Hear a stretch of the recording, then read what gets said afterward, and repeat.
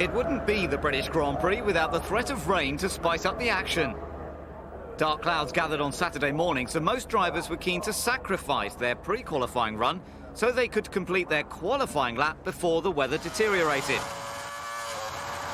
Michael Schumacher had a dubious spin.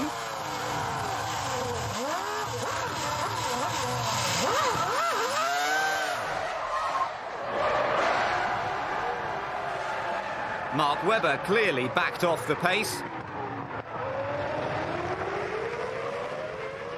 As did Juan Pablo Montoya.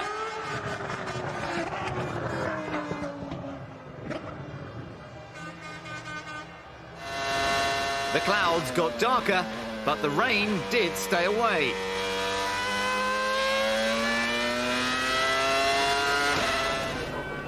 When the cars did go at full speed, it was Kimi Räikkönen that set the fastest lap, to the delight of the McLaren pit wall.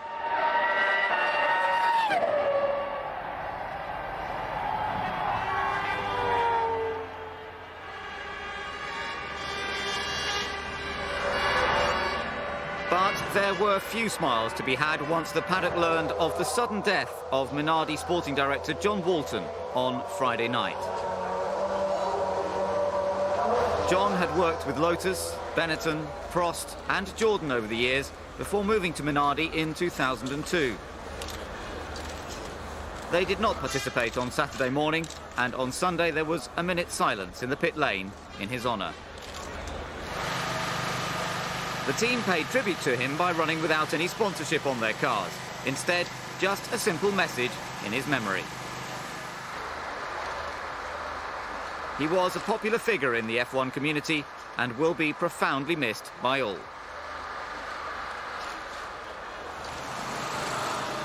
Silverstone is the home Grand Prix for many of the teams, so it's particularly rewarding for McLaren to see Räikkönen on pole for the first time this season.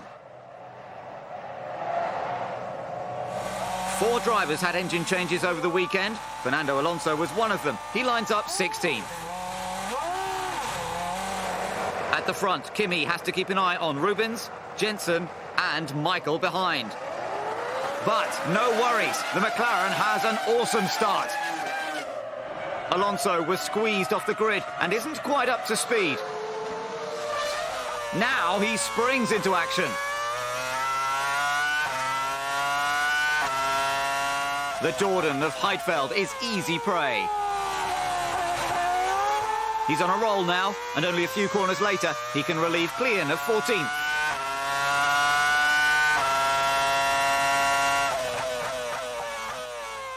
Lap 11 and McLaren are preparing for the first round of stops. Kimi Räikkönen is in, and Michael takes the lead as Button and Barrichello have made their stops. The mechanics do all they can to keep their man at the front. But the ability to set blisteringly fast laps before a pit stop is a trick Michael's turned into an art. And when Kimi encounters traffic on his outlap, Ferrari's goal looks complete.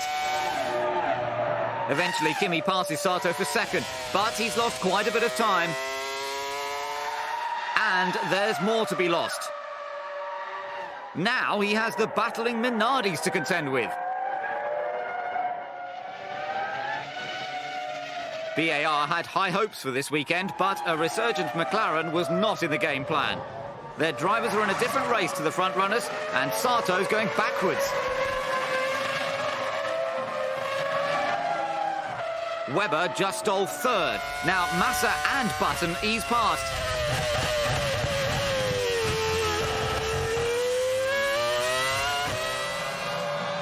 Michael stops later than most. Only Fisichella is yet to come in. Schumacher sacrificed his qualifying for a 2-stop strategy that could pay off as everyone else encounters traffic. Backmarkers or not, even Ferrari must be surprised when Michael takes the lead from Kimi. Now it's Räikkönen who must play catch-up. He may have just lost the lead, but this is a very motivating sight for the team that suffered so much this season. Finally, McLaren are back fighting with Ferrari. By the second round of stops, Barrichello has joined the crusade.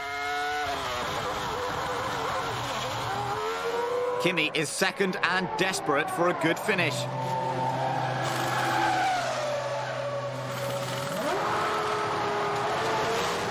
Barrichello is third.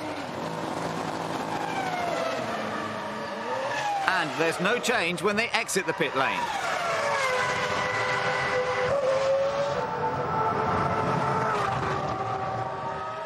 Rubens will have to lap the other McLaren.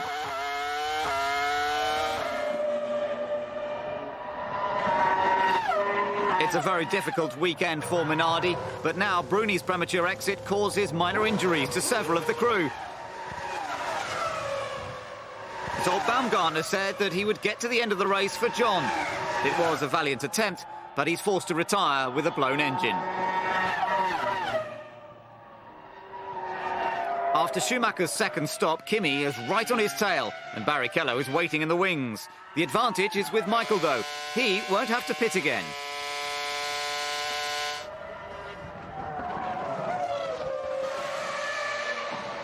All attention switches to Renault. Jarno Trulli has had an horrific accident. His car is strewn across the track. It looks like a rear suspension failure caused him to spin in the middle of bridge. There's debris everywhere, but somehow Jarno escapes without injury. The safety car will have to be deployed, sending many cars into the pit to make their third stops.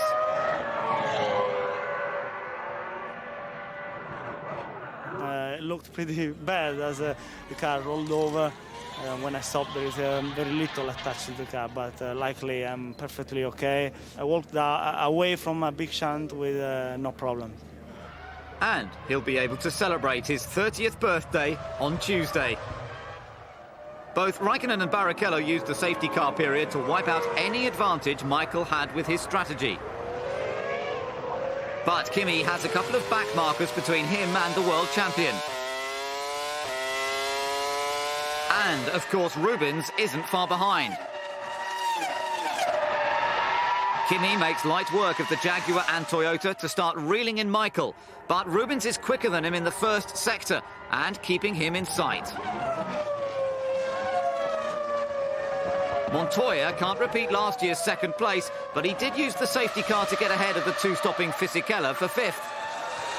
There's no halting the Ferrari winning machine, even though it's a home track for many of their rivals. Michael Schumacher takes his 80th Formula One win. But Raikkonen and Barrichello kept him working until the end. Both world titles look to be in Ferrari's grasp. Fisichella had an excellent race despite starting from the back, and Webber bagged a point for Jaguar, but all the talk was of the McLaren resurgence.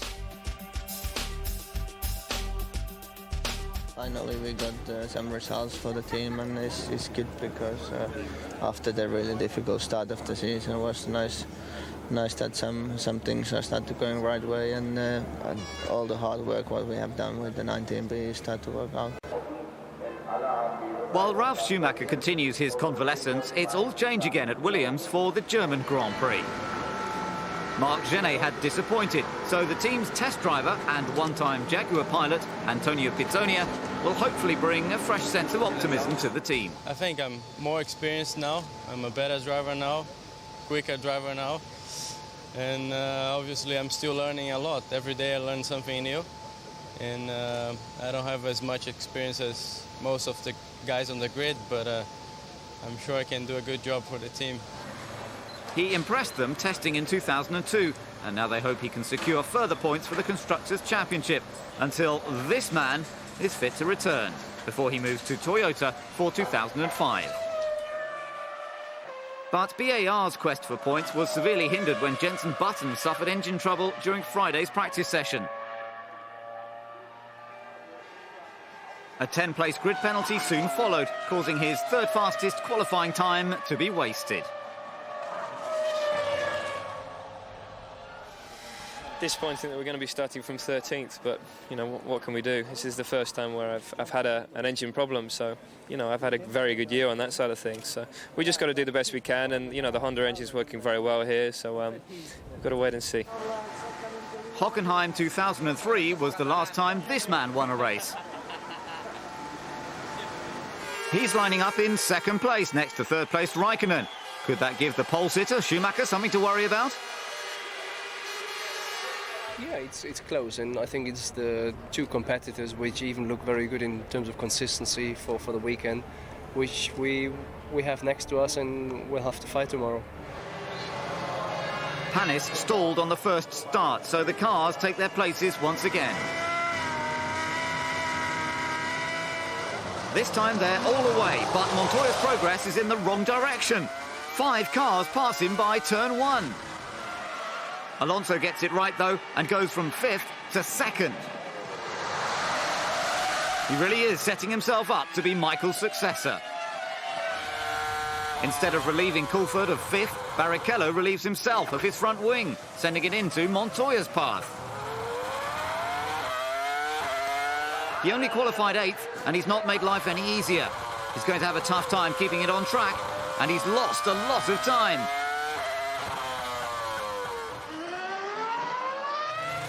Ferrari know the drill and prepare the remedy.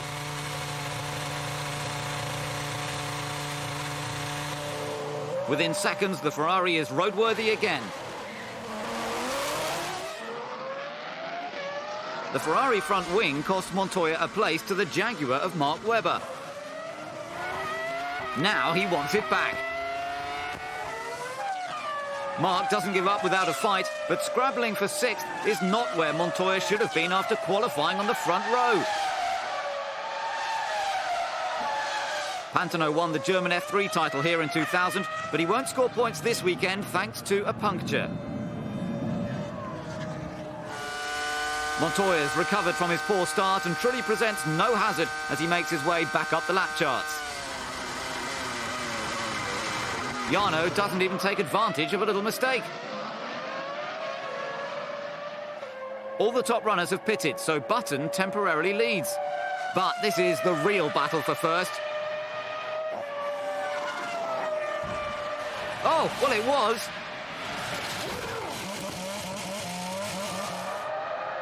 A rear wing failure pitches Raikkonen into a massive shunt. For once, it wasn't an engine issue. Kimi had a real chance to challenge Michael, and he knows it. Montoya gives an opportunity for Button to take 4th. Jensen doesn't need asking twice. Things are picking up for the team. The other BAR is on the move at the expense of Webber.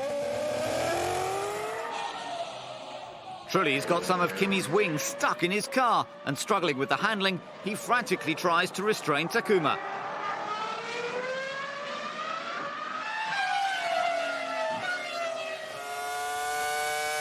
But he doesn't have the measure of the feisty Sato, who makes a brash move to take the place. Now Webber gets past Trulli, to the disgust of Flavio. Jarno tries to keep up, but the damage is done. So far, so good for David Richards, but it wasn't to be. A mistake spins Sato 360 degrees and loses him a place.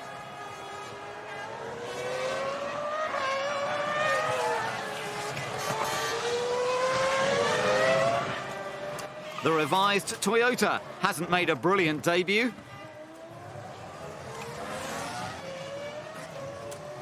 A left rear puncture puts Cristiano Di Matta out of the race.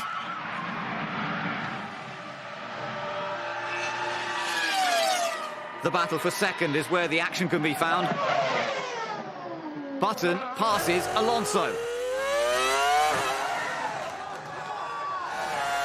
But Fernando hasn't given up yet.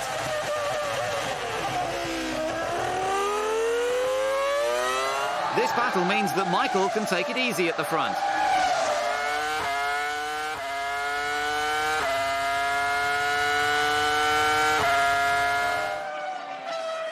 Jenson Button is still behind Alonso. The pit stops will be crucial, as he got ahead of Coulthard in the second round, to the dismay of 3-time Wimbledon champion Boris Becker. Alonso's been in, now it's Jenson to make his third and final stop.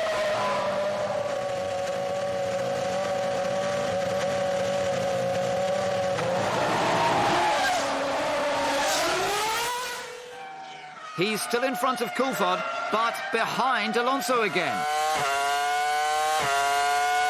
which keeps Flavio content for the moment.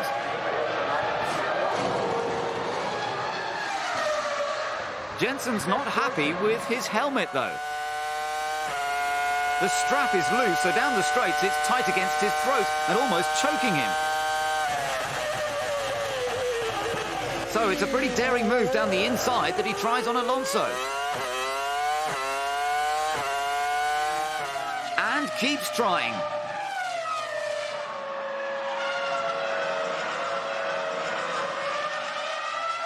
Finally, it works. Michael had complete control of the race once Kimi went out. Now he equals his own record of 11 wins in a season.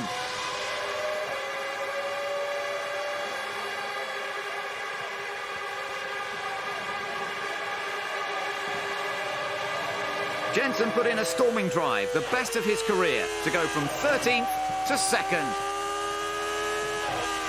Alonso fought his car and finished 3rd. What a boost for BAR. Webber scores some much-needed points for Jaguar, whilst Barrichello's out of the top 8 for the first time this year. But what about that battle for 2nd? I tried it a couple of times, a few different ways, didn't work, and then after the pit stop, I found myself right behind Fernando again, and I can't remember what happened. I went down the inside and got the move, and then it was just holding on to it really around the next corner, which is the flat-out right-hander. 50 straight races without a mechanical failure ensures Schumacher is top dog. Button is 3rd, ahead of the Renaults. The battle for 2nd will go to the end, as Renault has a 9-point advantage over BAR. The Hungarian Grand Prix marks the end of a 3-week summer break for the teams and F1 personnel.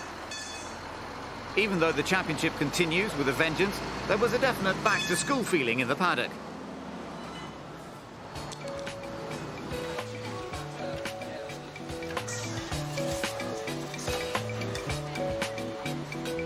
Hungarian driver Zsolt Baumgartner is a big attraction.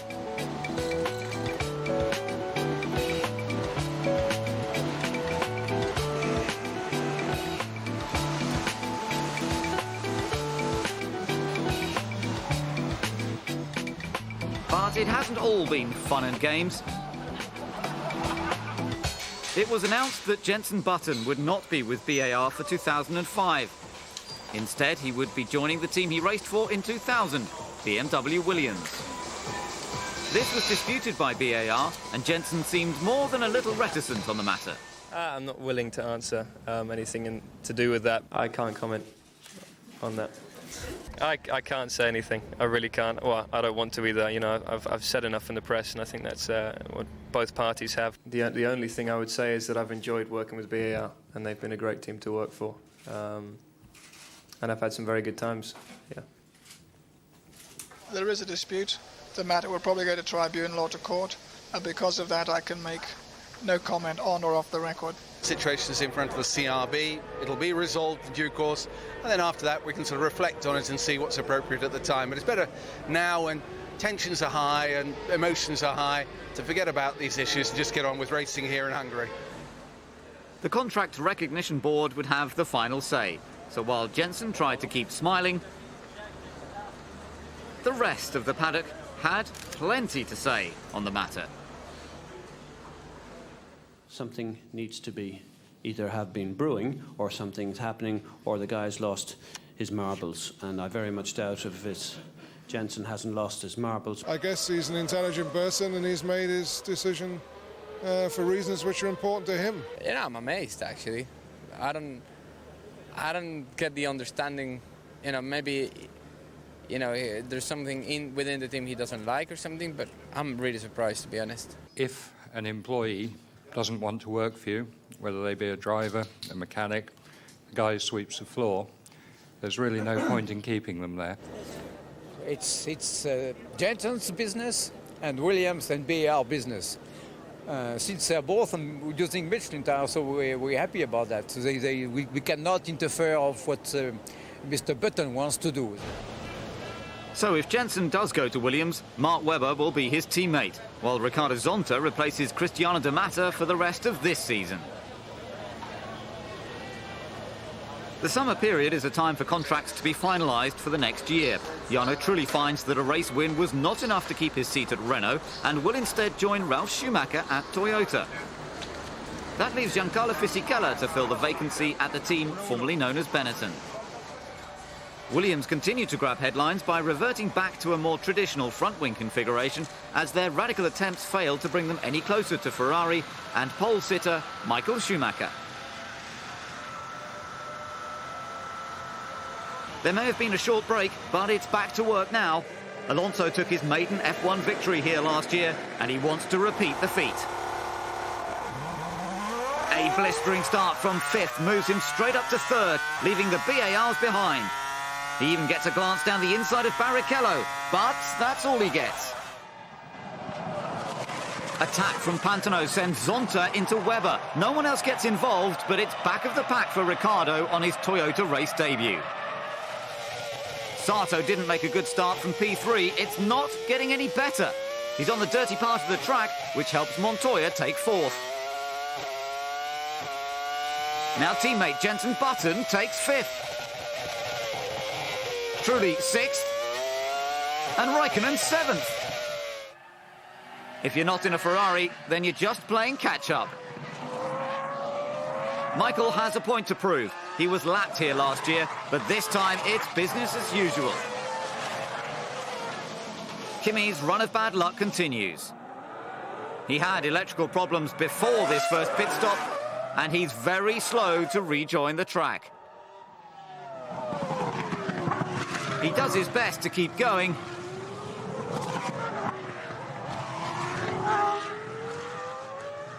And the team do what they can. But his engine is still cutting out.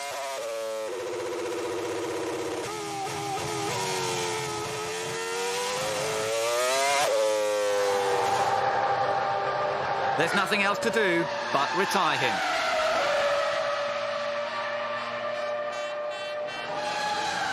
There's action too at Ferrari. Spilled fuel after Barrichello's stop raises concerns that he's been short-fueled. The mechanics try to alleviate the fire hazard.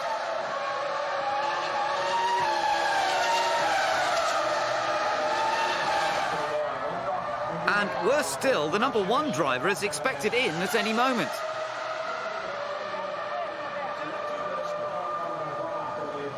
They opt to use Michael's rig for both cars as a precaution.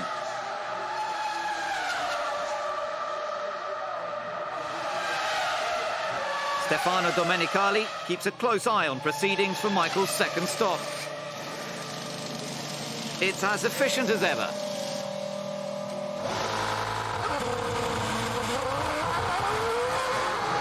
So that the drivers were blissfully unaware of the situation.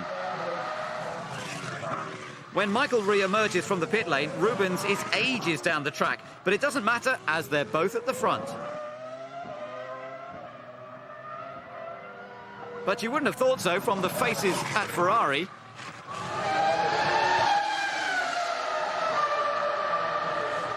It's not been a memorable Toyota race debut for Ricardo Zonta. He loses power thanks to an electronics fault. Jarno Trulli's not a happy man either. His engine cut out following a loss of oil pressure, and he's forced to retire. And he's not in the mood for tea and sympathy.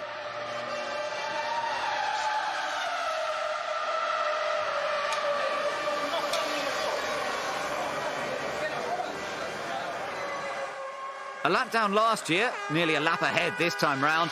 An improved Bridgestone tyre specifically designed for the requirements of the Hungaroring certainly helped Michael finish on top. With Rubens Barrichello second, it's a job well done and secures another championship for Ferrari.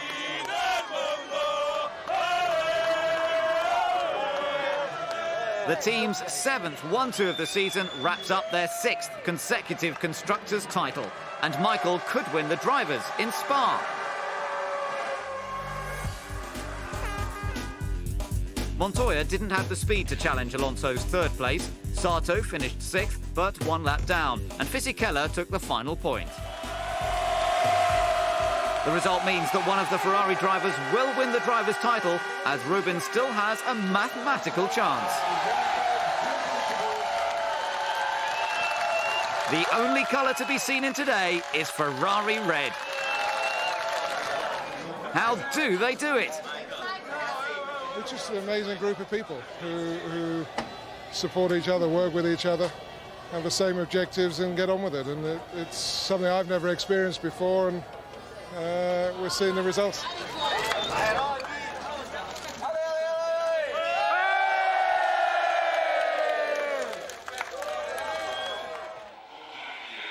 Spa makes a welcome return to the F1 calendar, although the typical Ardennes weather is not so gladly received. Minardi, Jordan, Toyota, Jaguar and BAR all run a 3rd driver on Fridays as part of an attempt to help the smaller teams catch up without spiralling costs. Being a 3rd driver can help young hopefuls make the jump from other formulae to motorsport at the highest level.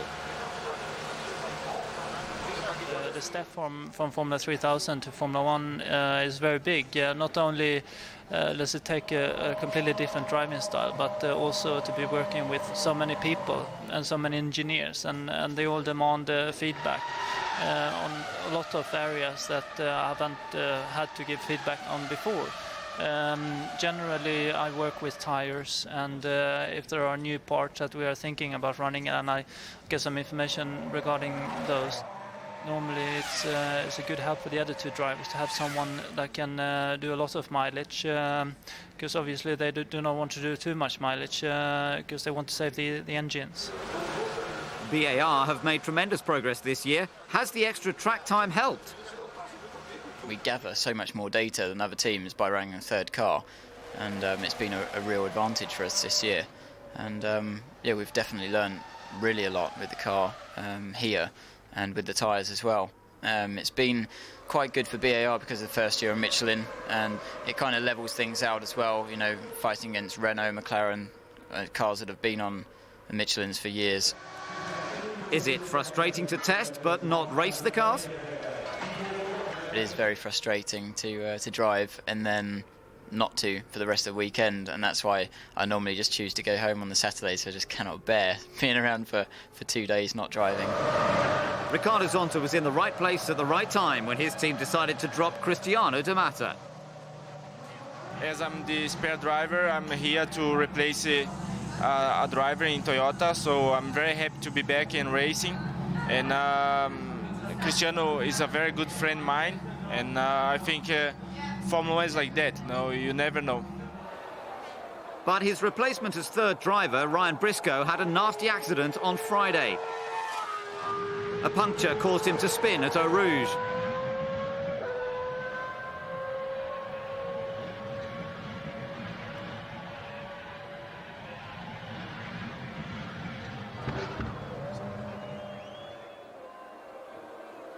He was okay, but went to hospital for precautionary checks on his arm.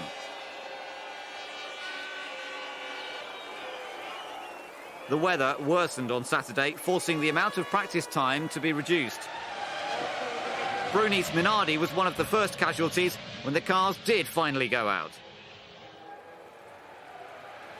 Pizzonia went off in the dying moments.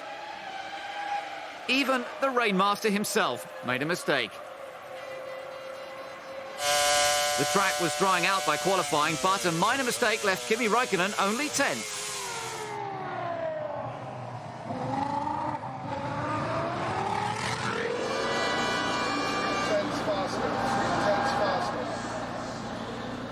Schumacher was faster through the second sector, but would it be enough to keep Trulli from pole?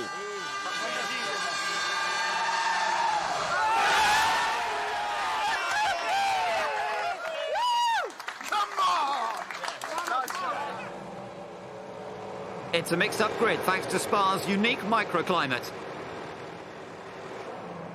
Trulli converts pole into the lead. Alonso takes advantage of Michael. And Coulthard's in the mix. But Fisichella's slow start causes chaos into La Source. Both Webber and Button lose their front wings in the process. Away from the carnage, Trulli leads Alonso, Coulthard and Schumacher, while Raikkonen has climbed from 10th to battle 5th-placed Barrichello. But there's even more action behind. Sato spearing across the track, the two Minardis make contact. Now Pantano is out on the spot. There are cars everywhere. Pantano was just an innocent victim, although Bruni seems to disagree. A struggling Webber hits Sato, propelling him sideways. Bruni tried to avoid the wingless Button, but was hit by Baumgartner, sending him into the barrier. Leaving Pantano nowhere to go.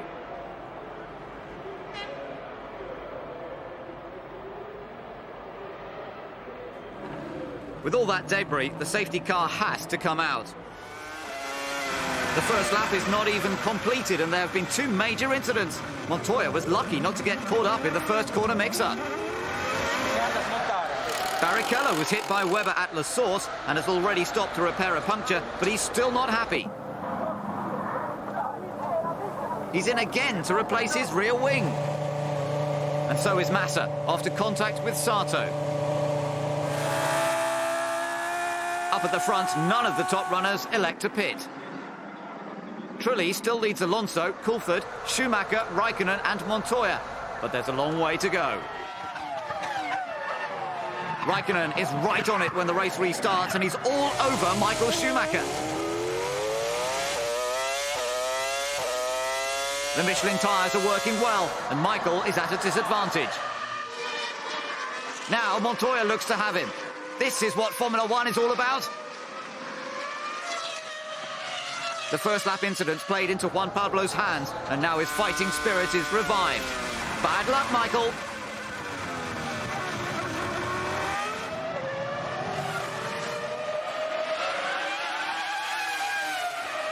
Ferrari haven't had much practice at disappointed faces this season. McLaren are looking good here. They're battling each other for third. Although David doesn't exactly make it difficult for Kimi. The race leader makes his pit stop, leaving Alonso to lead the race. He's pulling away, but he's got oil on his rear tyres. And the lead is quickly handed over to Raikkonen.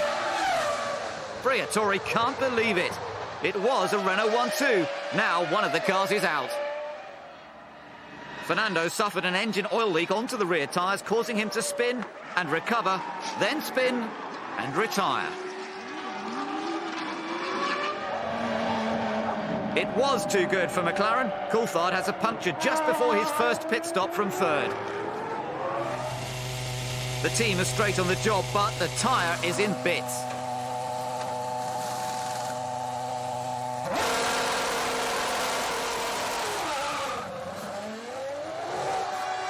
It's a quick turnaround because race leader Raikkonen pits immediately afterwards. That leaves Montoya to head the field and keep Michael at bay. But Juan Pablo has to work quickly as he's due into the pits as well.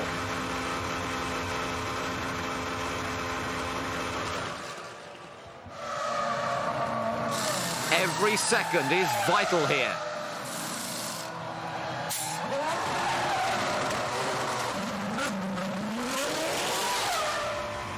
But Massa is going to play a part. Montoya isn't yet up to speed, and Felipe has momentum out of the hairpin.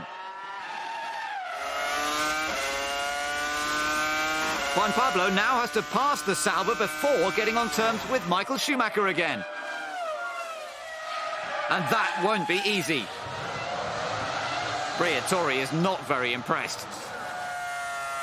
Trulli was the leader, now he's slipping back, giving third place up to Michael. He'd better be able to explain this drop in performance. It's getting worse. Now Montoya's on the prowl. Trulli does at least put up some resistance.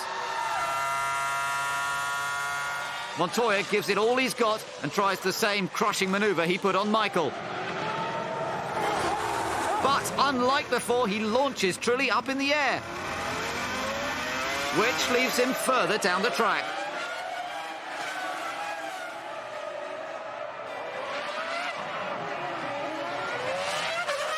Fisichella had done well to recover from the first corner pile-up, but now Barrichello wants fifth. And, unsurprisingly, he gets it. Raikkonen's in for his second stop with a 12-second lead over Michael. He should stay at the front when the pit stops are complete.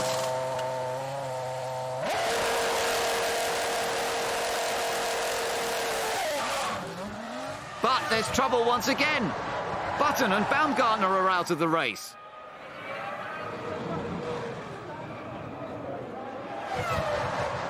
The BAR suffers a right rear blowout, hurling his car across the track and into the side of Baumgartner's Minardi.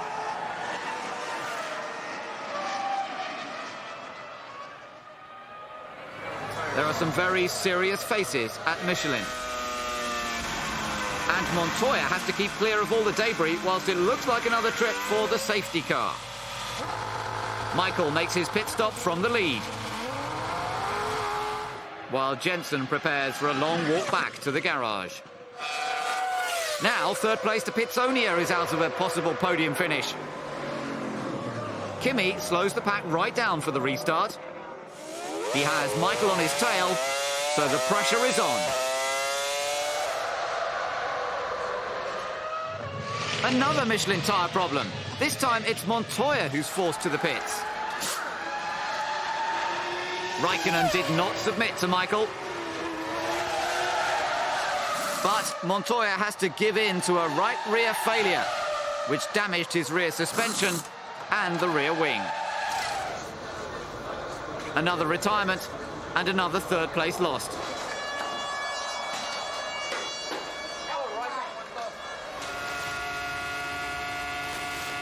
Coulthard's move on Klein for 8th did not work out. And the team expects an imminent retirement.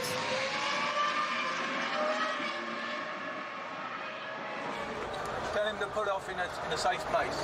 Pull over in a safe place, David. The safety car makes a third visit onto the track.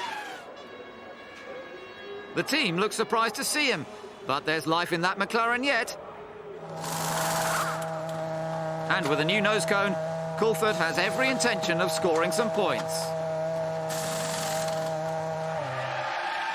Meanwhile, his teammate is having a much better time of it, leading.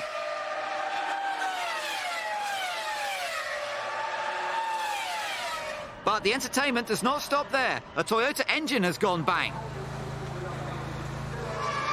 Zonta was running fourth and chasing down Barrichello, but it wasn't to be. It's been a long time coming, but Kimi Raikkonen takes his second F1 win. Finally, McLaren have something to smile about, although the main attention is on Ferrari. By finishing second ahead of his teammate, Michael Schumacher is the 2004 Formula One World Champion.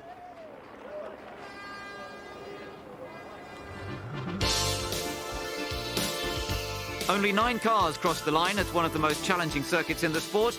Sauber get their best result this year, and Klein scores his first F1 points. It's been one of the most action-packed races for some time. Kimi's the winner, but Schumacher is the champion. Trulli's ahead of his teammate, and Montoya lies 6th. It's the first time BAR haven't scored all year, But as it's nul point for Renault as well, it doesn't affect their position.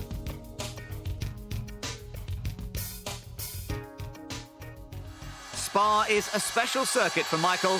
He made his debut in a Jordan here in 1991. Now he takes an unprecedented 7th world title at the team's 700th Grand Prix.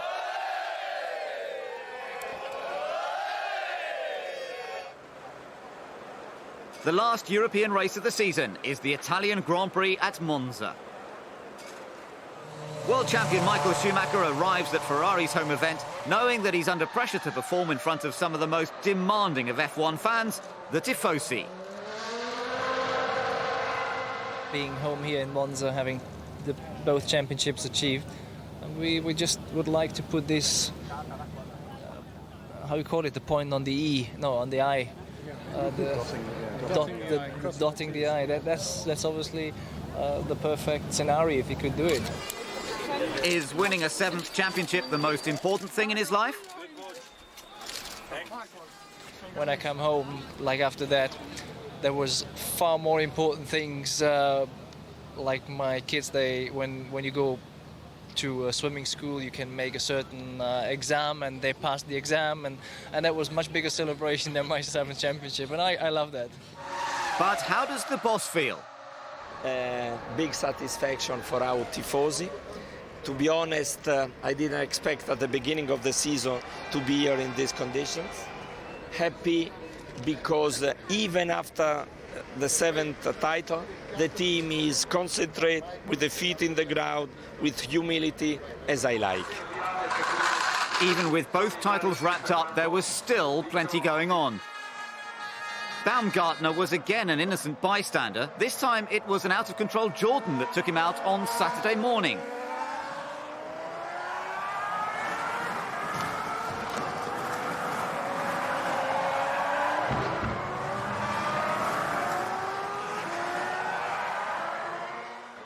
Qualifying left Montoya in between the two Ferraris, but it was Rubens who led the way.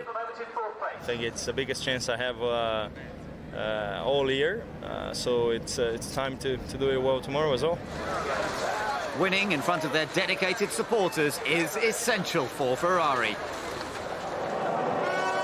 Changeable weather conditions make tyre choices difficult. Coulthard makes a late call for dries and will start in the pit lane on a full tank of fuel. Schumacher and Montoya expect a mega start from Alonso and try to stop him. But he just makes the climb to second look easy.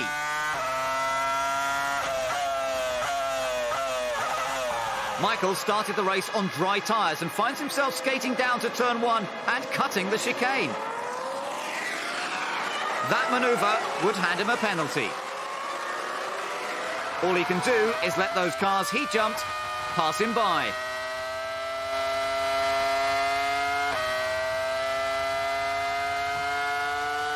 But maybe he was a little too humble when Jensen made his move.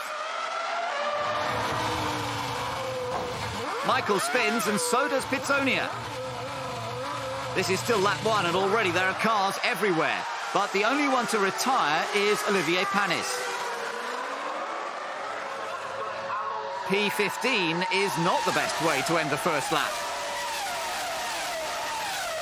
Montoya set the fastest ever lap here in pre-qualifying, but he's struggling to keep it together in the race. He's off the track and is forced to let Button through when he rejoins. No comment from Williams. Alonso's aggressive first stint gives him the impetus to snatch first place from Barrichello.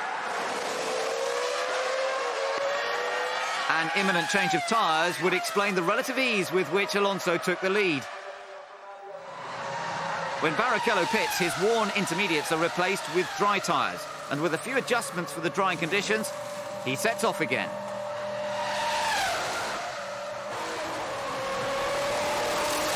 Rubens is relegated to 9th, but he's still ahead of the number 1 Ferrari.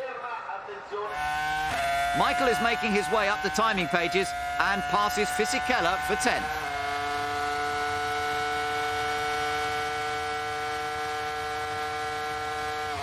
This time, he's careful not to overshoot the chicane. There's no chance for Raikkonen to repeat his Spa win. The only thing he scores is his 8th retirement of the season, thanks to a water leak in his engine, and he doesn't want to talk about it. Michael hasn't pitted and has fought his way back up to 3rd behind Alonso.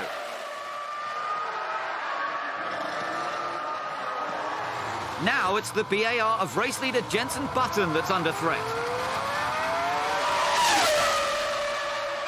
Bruni makes his pit stop, but fuel escapes when the hose is removed, and this is the result.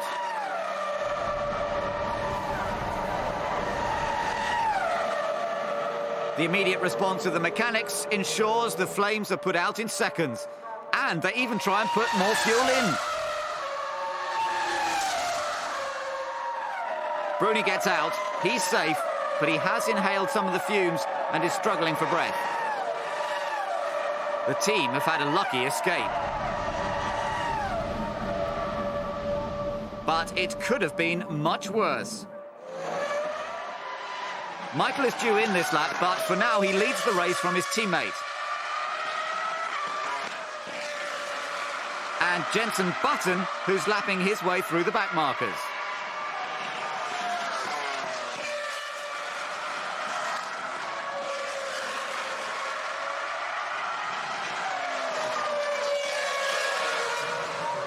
Michael clawed his way back to the front.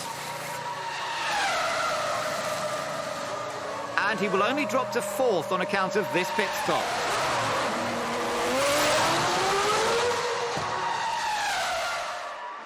Alonso's 3rd and chasing Button, but he's pushed too hard. And he's off into the gravel. He took too much curb in the second chicane and lost control of the rear of the car. Michael had a hand from the marshals after a similar incident at the Nürburgring last year, but Alonso doesn't get the same treatment.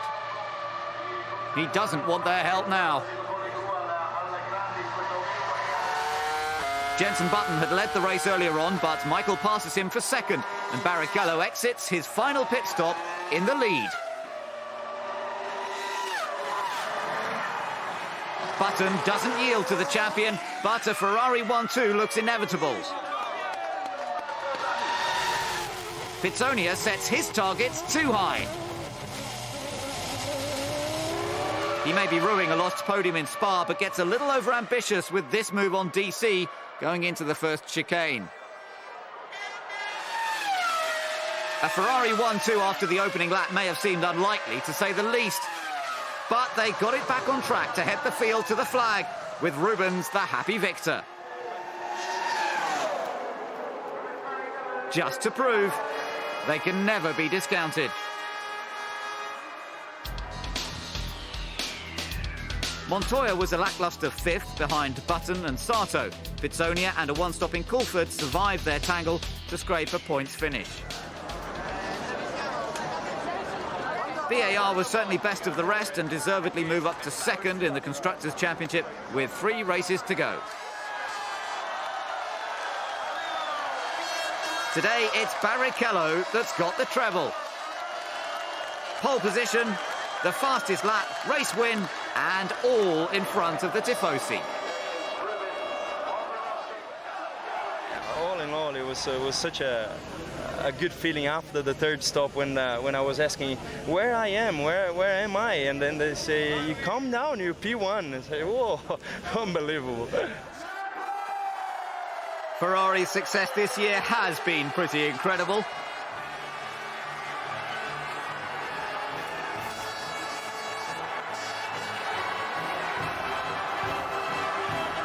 But how will they fare at F1's first outing in China?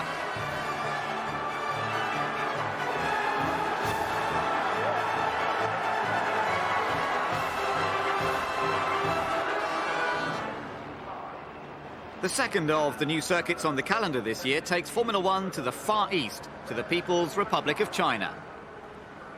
Around $250 million was spent to produce a phenomenal facility that pushes the boundaries of circuit design whilst preserving the cultural integrity of the nation.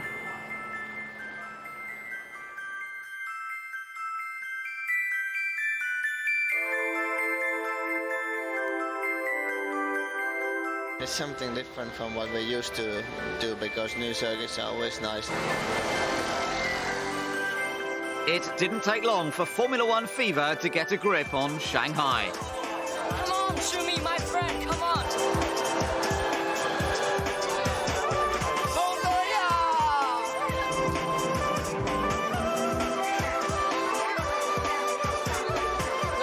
This is the real thing! It gave everyone the opportunity to immerse themselves in the local way of life in one of China's biggest and most cosmopolitan of cities.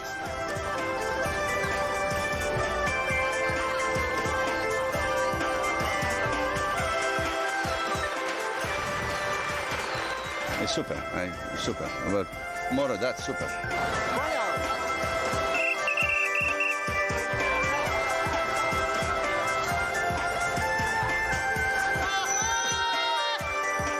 And what about the circuit? I like it. I like it very much. I think it's going to be physically quite tough. Go, Barry, go!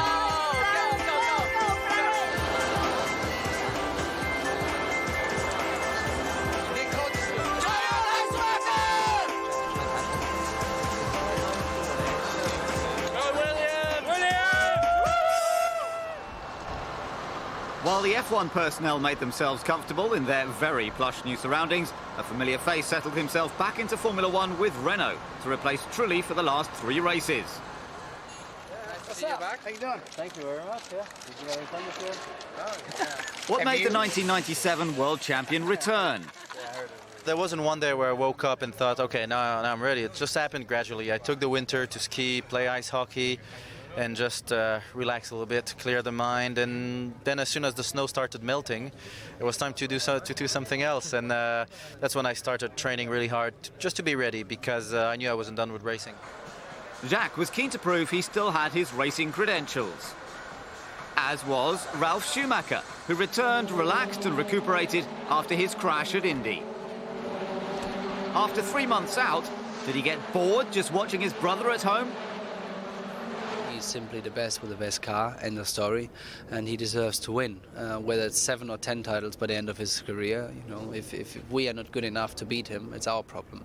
And I think it's not at all boring. It's rather boring that we can't beat him by simply doing a better job altogether. Drivers maybe, and car for sure. But he didn't have the better car on Friday after a software glitch halted him at the end of the pit lane. For once, Jean Todt had a very worried expression. And from the look on Michael's face, you'd think he'd lost the championship. He did let the chance of an all-red front row slip out of reach with this spin in qualifying. And just like Monza, he'll have to wrestle for his position. Massa made the best of his new Bridgestones to put together an almost perfect qualifying lap. Felipe is 4th and his teammates 7th, earning them Sauber's best results all season. But it's not all good news. It was announced that Jaguar would be put up for sale as parent company Ford decided that it could no longer make a compelling business case for any of its brands to compete in Formula One. The company's withdrawal of backing for the Cosworth engine division will have serious implications for Minardi and Jordan, who've benefited from subsidised engine deals. I will fight tooth and nail to be on the grid in Australia next year. But can I guarantee anything? I'm not prepared to discuss that at the moment, but for sure I won't go down without a big fight. And the staff at Jaguar will do all they can to encourage a buyer to keep the team in the sport and their spirits up.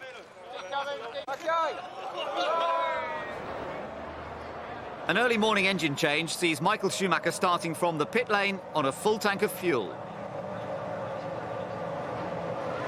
So the formation lap goes ahead without him. Everyone wonders what surprises Shanghai has in store for the F1 fraternity. Sato's expiring engine left him 19th, so the team do all they can to help him through the pack without incident. All clear, right. Jordan can't see you, Left Jordan, you can see him, no one behind you. All clear ahead. Still all clear ahead. Left, Jaguar left. Right, you can see him,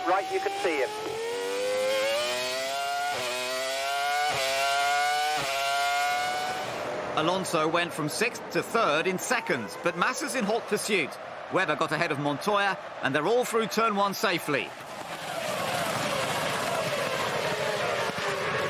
While one Ferrari languishes at the back, the other retains his grid advantage ahead of Raikkonen and Alonso, while Button has the Sauber of Massa ahead and the Sauber of Fisichella behind. But he doesn't want to be chasing Felipe for long.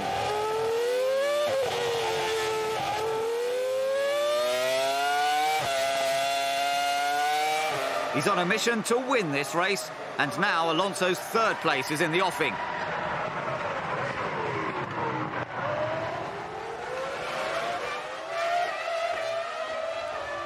Fernando doesn't sit back, but his car just isn't quick enough.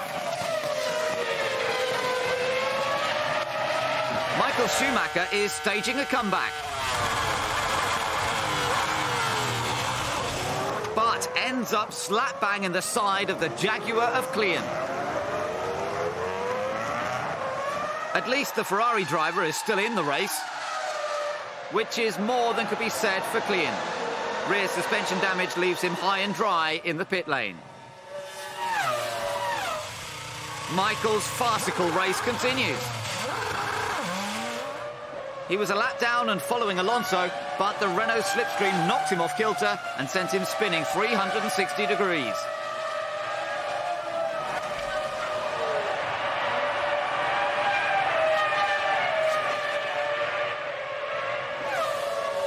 He lost several places, but DC is reluctant to return what the world champion recklessly threw away. Only a lock-up from Coulthard saves Michael's position.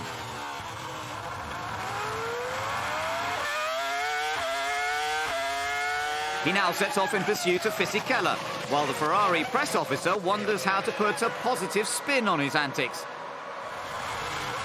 It's by far his most entertaining performance this season. Now he's chasing his brother. And things could get very messy. Michael is relentlessly hounding Ralph and loving every second of it. He even gives him a cheeky wave as he goes past. The 145,000-strong crowd are relishing the entertainment. Barrichello is in for his 2nd pit stop, and it's trouble-free.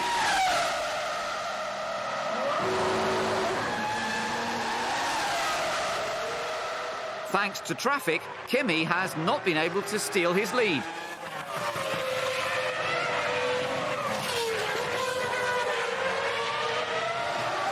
But McLaren are in Formula One to win.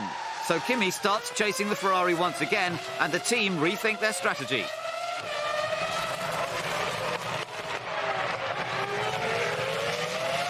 While Barrichello controls the gap to Raikkonen, Michael has to try and keep his car on track. A left rear puncture leaves him on 3 wheels and losing even more time. If Luca Di Montezemolo wanted to see his champion win, he's had a wasted trip to Shanghai. The tyre is in shreds, and so is the chance of a points finish.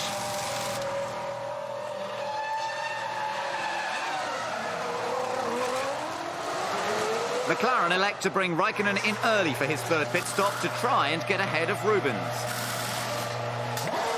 However, Button has made his final visit to the pits on a 2-stop strategy and is already hurtling down the pit straight. McLaren's bold attempt to lead ends up elevating Jensen to 2nd.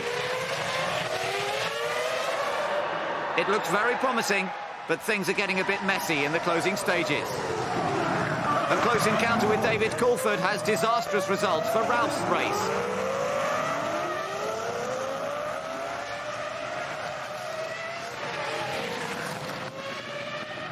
He spins and takes to the pit lane, but the team cannot help at this time.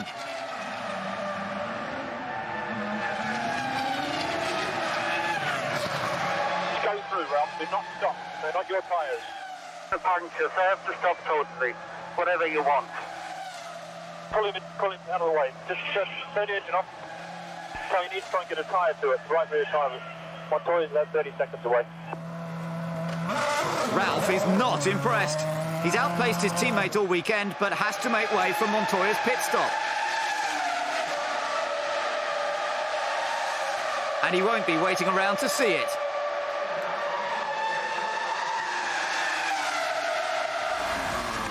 It was an ambitious move.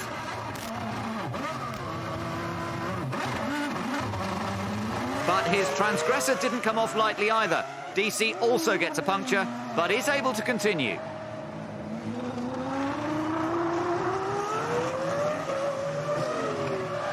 Ralph makes his feelings clear to Sam Michael. A quick check deemed the car race-worthy, but Ralph's not listening. Pittonia may be waiting in the wings, but Ralph won't be getting back in the car. Bruni got a puncture early on. Now his wheel decides to detach itself from his car.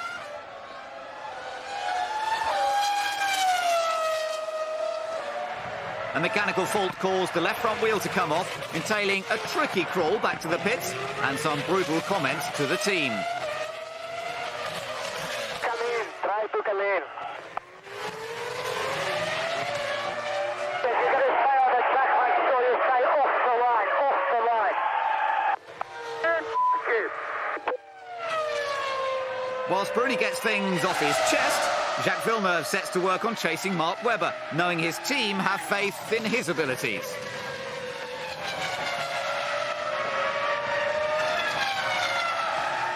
Jacques, on a clear track, I think you're at least 1 second quicker than Webber. Come on, get him, get him. Jacques responds and gives it all he's got.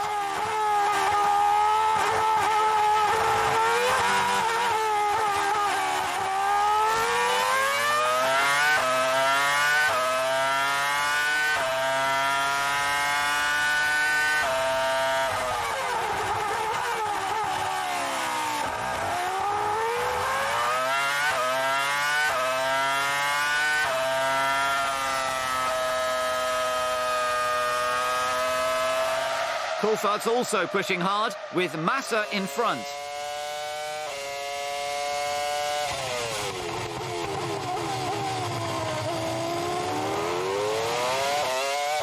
But he can't get ahead of the Sauber to take the final point. Barrichello makes his point absolutely clear.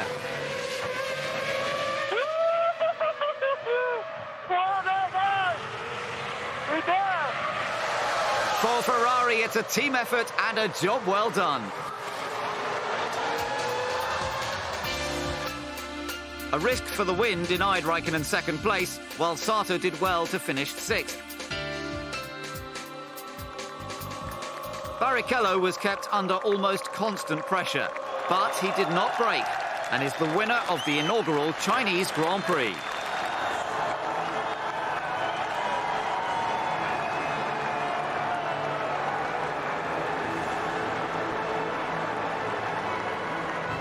Ferrari fanaticism reaches across the globe, and everyone is happy to see Rubens take back-to-back wins.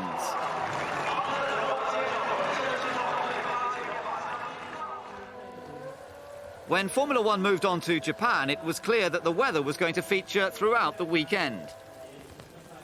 Rain, rain, and yet more rain made Jarno Trulli's early debut for Toyota particularly perilous.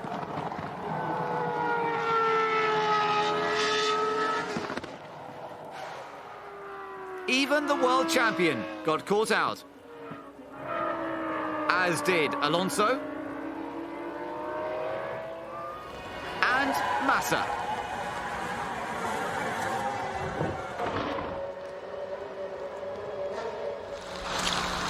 The rain did not cease to fall, and there was more to come. Typhoon Ma-on was predicted to hit the Suzuka area on Saturday afternoon, posing a genuine threat to the safety of fans, drivers and personnel. After much deliberation, it was decided that the circuit would not open on Saturday on the grounds of safety.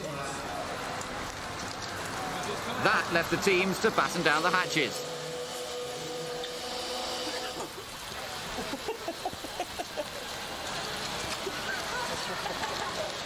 No driving tomorrow.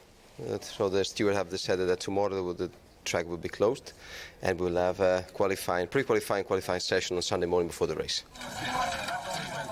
There was a flurry of activity when the FIA handed out the press release to the world's media.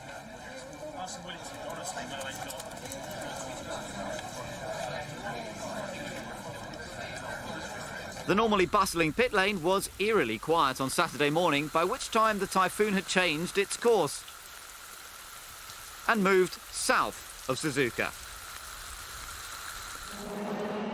Sunday brought the Ferrari fans back out in force, and Michael didn't let them down. He produced a determined return to form after the disaster that was Shanghai and took his 63rd career pole. Only 2 less than Ayrton Senna.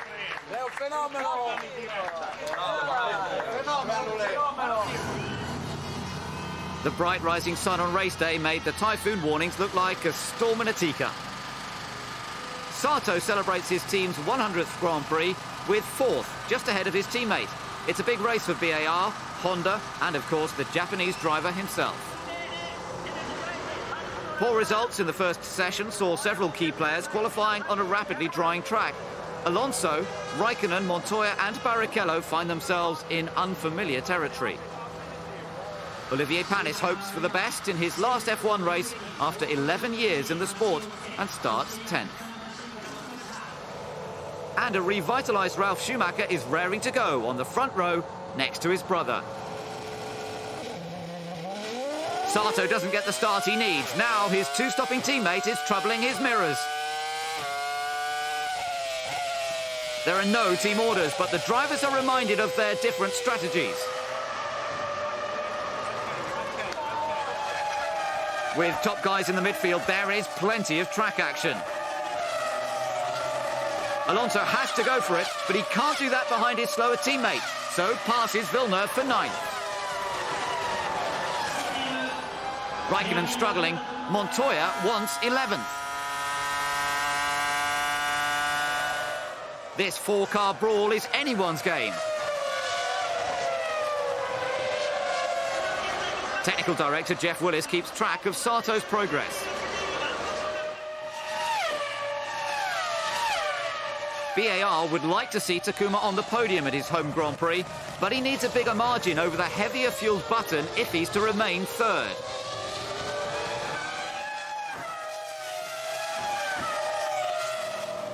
Michael has a healthy lead over his brother at the first round of pit stops.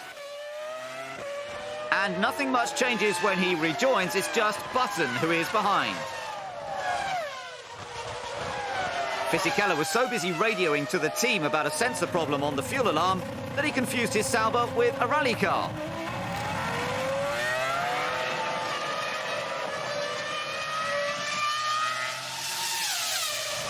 F1 teams want their drivers getting fired up, but not literally. Mark Webber's cockpit became excruciatingly hot, and as the team couldn't find the cause, he was forced to retire in the garage.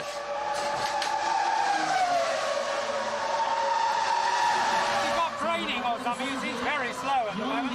He is very slow. Montoya's off the pace, and Patrick Head wants to know why. A hasty move on Trulli costs Juan Pablo 8th place to Barrichello. Now Fisichella's back in F1 mode, he gets his claws into the Williams. While Rubens lunges at Trulli, giving Ross Brawn palpitations. this won't make him happy. Coulthard's in the pits, and Rubens is trying to get there. Everyone else tries to work out what happened. Two drivers cannot make the final chicane side by side. But Ferrari cannot give Rubens the attention he needs. Michael is due in for his final pit stop, and is only seconds behind. His only alternative is to retire in the garage.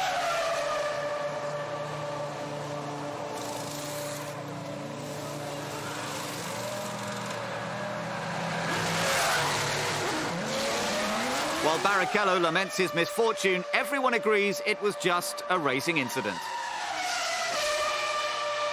It's difficult to say if it was anybody's fault. It's just that, you know, I couldn't lose much time, and he was like 2 seconds slower, so I had to go for it. I think it was a little optimistic, but yeah, you know, when you consider what I did to Ralph in China, then you have to say that's a payback, because it was optimistic there as well.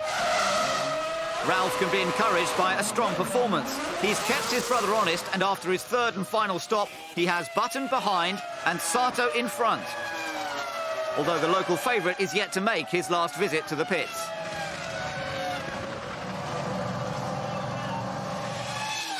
Michael may be cruising, but Massa's up for a fight, and his 2005 teammate Jacques Villeneuve is his prey.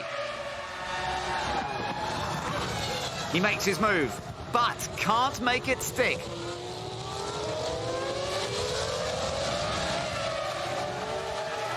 So he has another go.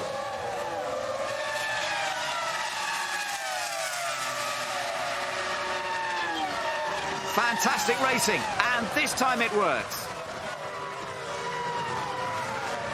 Michael let Massa unlap himself, but that was the only concession he made throughout the race. He's been in full control from start to finish.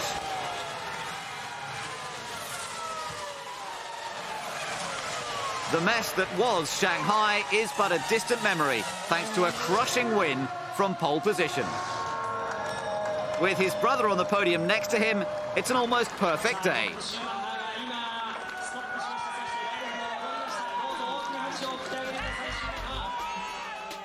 BAR took third and fourth. Trulli finished 11th on his Toyota debut, but Panis ended his race career 14th and 2 laps down.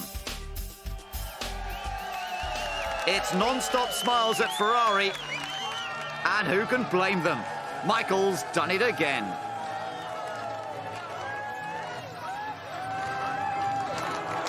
Next up, it's off to Brazil for the end-of-season samba that will be São Paulo. Can Rubens be the man to keep the grins on Ferrari's faces?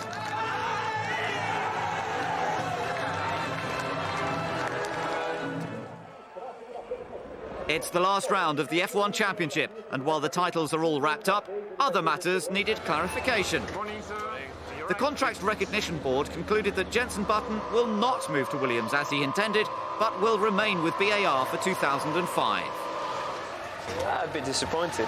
It's not the result I expected, but you know, it's the CRB's decision, and I'm at BAR next year. There are many things in life we would like to do, we would want to do, and at the end of the day we sit down and reflect on what our responsibilities are and what we're obliged to do. And at the end of the day, Jenson's a great racing driver. We will give him a great car next year, and I think together we can put great performances on the track. Obviously, showing our interest in him for the possibility for 2005. Our interest is to have him in the Williams, BMW Williams team as soon as possible. For the rest of the paddock, the mood was relaxed and playful.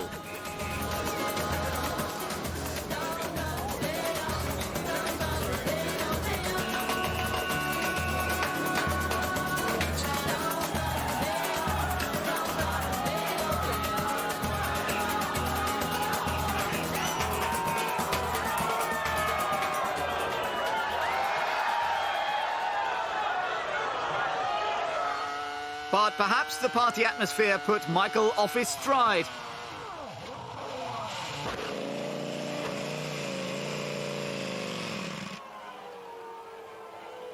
He picked up some oversteer and lost control in Saturday morning practice.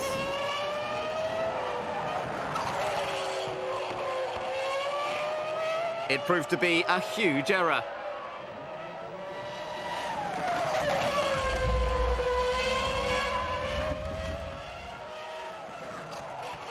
Because of the damage, he switched to the T car for qualifying and gained a 10-place grid penalty.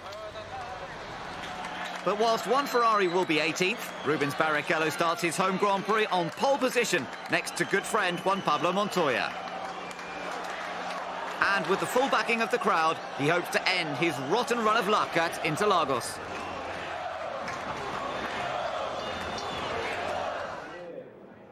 The last race day of the year does not bring sunshine. Rain had threatened all morning and arrived just before the start. Tyre choice will be critical. But these are conditions Michael thrives in.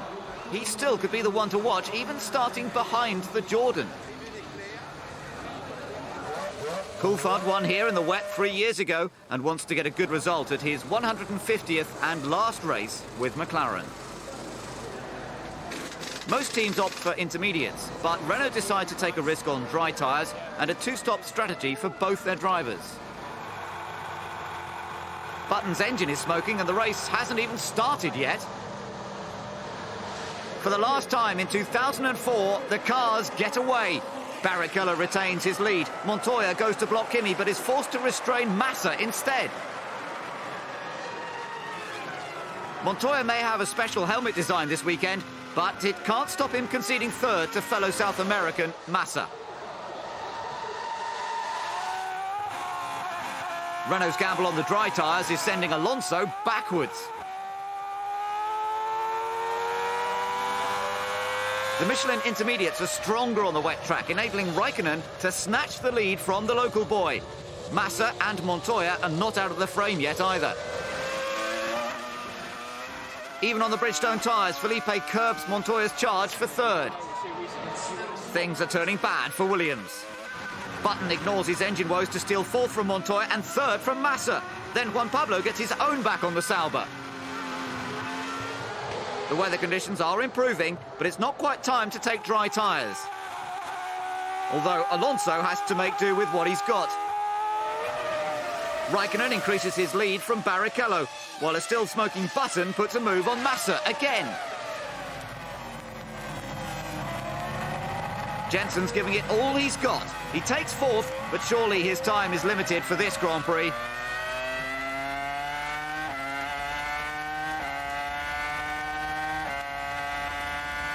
Michael Schumacher is slowly making his way through the pack. He takes ninth from Klein, but gets caught out by the slippery curbs.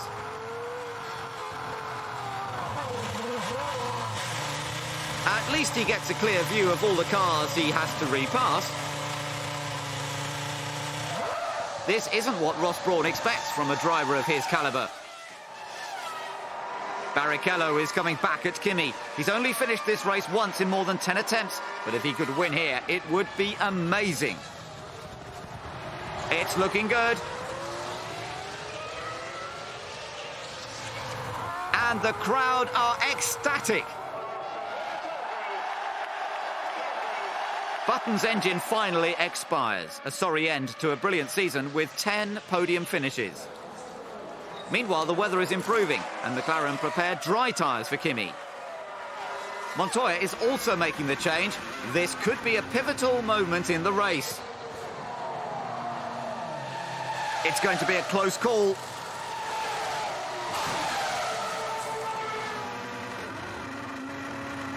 Very close indeed.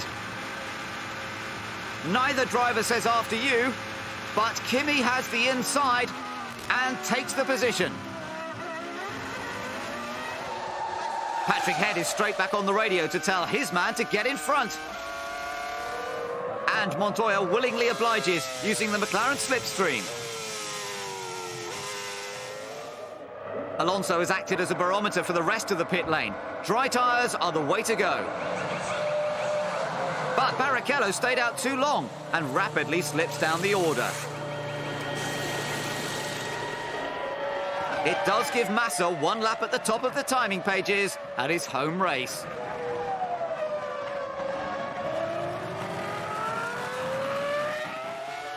Coulthard made mincemeat of Schumacher here in 2001, and he's got the upper hand now. There's not enough room, so Michael has to yield. Renault's gamble on tyres gave Alonso the lead, and one less pit stop has put him out of sync. He exits the pits 6th, but this will soon become 3rd after everyone else has stopped. It's Jaguar's last Grand Prix. And their drivers take the phrase going out with a bang a little too literally.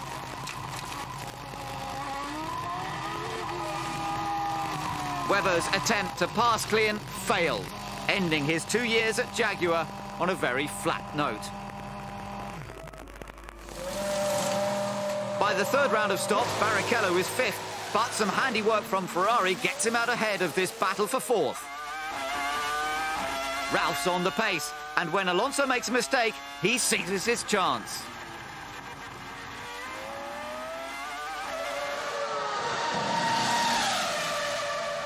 But when Ralph locks up, Fernando pays him back. Jaguar's final pit stop is a touching moment for all.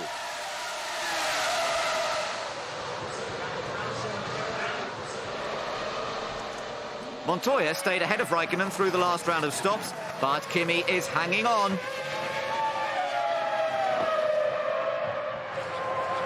There's a battle of wits going on here, as they will both be McLaren drivers next season. But it's Montoya that stakes his claim as the #1 and takes a magnificent victory at Interlagos.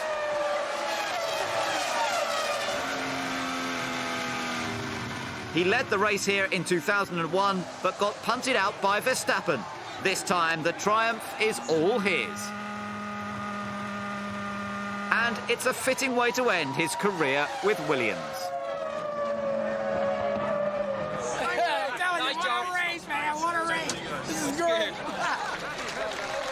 He is only the 3rd non-Ferrari winner this year.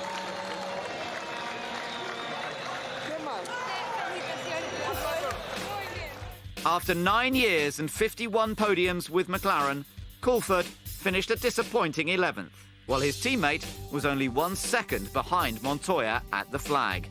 It's unbelievable, to be honest. It was a really hard race. I made one mistake and Kimi got right behind me, and I thought, oh, just don't do anything stupid. Just keep it in the road, and I did towards the, in the end. No, it's fantastic.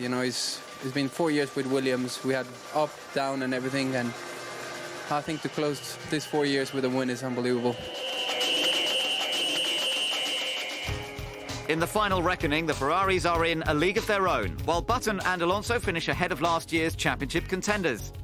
Ralph ties with Coulthard even with his absence, and Pitsonia did well in only 4 outings. Glock was only 1 point behind his experienced teammate, and only 5 drivers failed to score.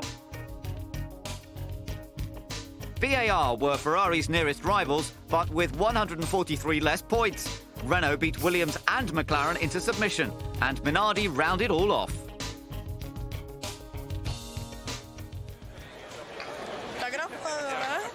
There will be plenty more champagne corks popping tonight, but what about 2004? What have been the season's highs and lows? High point of the season?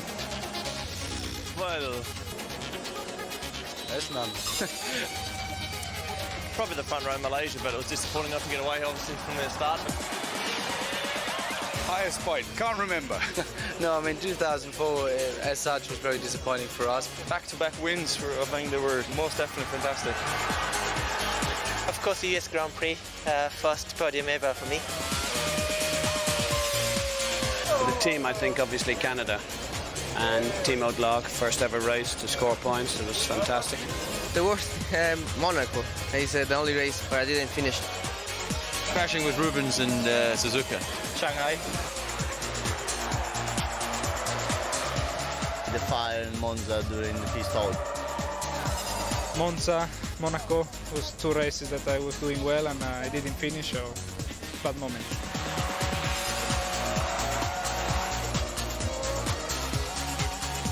Spa, where my tyre, I got a puncture and spun off at about 300k, so that's probably the worst point. There are always low points in racing, but if you don't sort of have a few low points, you don't celebrate the great days, do you? So I tend to forget low points. They're behind us. Imola qualifying was a pretty high point, and probably Hockenheim race. The second part of this championship was very good for me. Oh, it's coming. Hasn't happened yet. Brazil, I think it's great. I was thinking the first time I led a race for Williams was here, and I finished it here, so it was nice. My victory in Monaco was a good moment.